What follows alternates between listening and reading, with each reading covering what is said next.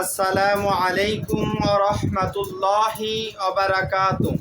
সম্মানিত দর্শক ভাই এবং বোনেরা, কাছে এবং দূরে থেকে যারা আমার এই অনুষ্ঠান দেখতেছেন সকলকেই জানাই আন্তরিক মোবারকবাদ।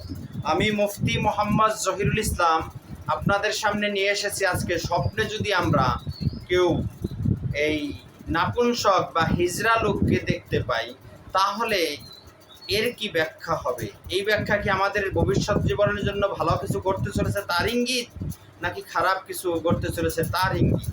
আসুন আমরা জেনে নেই স্বপ্নের ব্যাখ্যার নির্ভরযোগ্য কিতাব থেকে।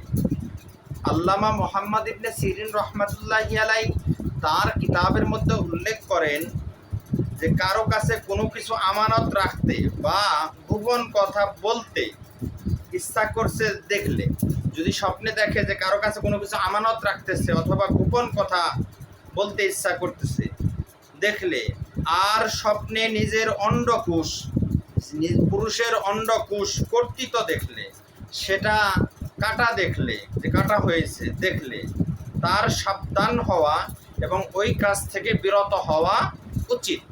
আল্লামা মুহাম্মদ ইবনে সিরিন রহমাতুল্লাহি আলাইহি উল্লেখ করেন, স্বপ্নে কারো কাছ থেকে কোনো কিছু আমানত রাখা এবং কারো কাছে গোপন কথা বলা, এটা বাস্তব জীবনে এই স্বপ্ন দেখলে, অন্ডকোষ যদি কর্তৃত দেখে, কাটা দেখে, তাহলে তার উচিত ওই সমস্ত কোনো কিছু আমানত এবং গোপন কথা কাউকে জানিয়ে দেওয়া, এটা থেকে বিরত থাকা। তা না হলে সে ক্ষতিগ্রস্ত হবে। কারো মতে, কোনো স্বপ্নের ব্যাখ্যার ইমামগণের মতে, যদি দেখে সে হিজড়ায় রূপান্তরিত হয়েছে, স্বপ্ন দশটা নিজে হিজড়া হয়ে গেছে, নাপুংসক হয়ে গেছে, তার পুরুষত্বহীন হয়ে গেছে, এরকম হয়ে গেছে, তাহলে সে সম্মান পাবে। সুবহানাল্লাহ।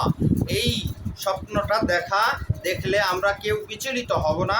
এই স্বপ্নটি হলো অত্যন্ত ভালো এবং শুভ, যে নিজেকে হিজড়া হতে দেখা অথবা পুরুষত্বহীন হয়ে যেতে দেখা, এটা অত্যন্ত ভালো এবং সে ভবিষ্যতে অনেক বেশি সম্মানের অধিকারী হবে।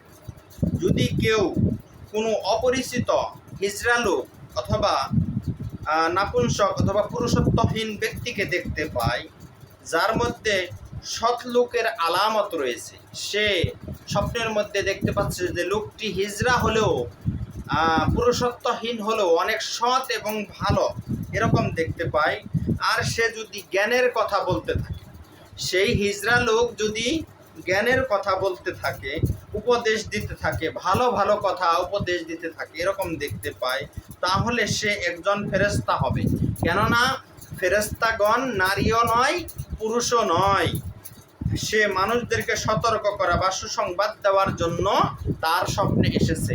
অতএব এরকম দেখতে পেলে আমরা বুঝে নেব সেটা হলো আল্লাহ তাআলার ফেরেশতা, আমাদেরকে উপদেশ দেওয়ার জন্য, সতর্ক করার জন্য জমিনে এসেছে। আল্লাহ তাআলা আমাদের সকলকেই বোঝার তৌফিক দান করুক। আমিন।